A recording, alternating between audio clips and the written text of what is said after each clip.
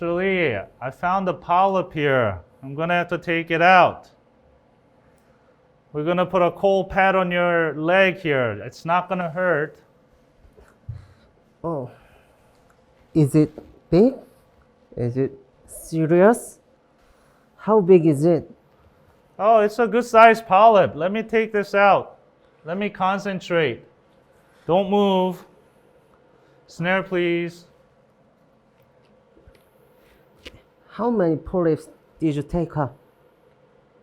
Hold on a second. Good job.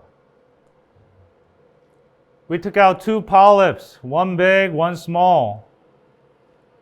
I'm coming out. They didn't look serious, but we'll need to send it to the pathology. You'll get the result in a week. No need to worry. You'll go to the recovery room. I'll come and talk to you when you're more awake. Great job, Mr. Lee. Thank you.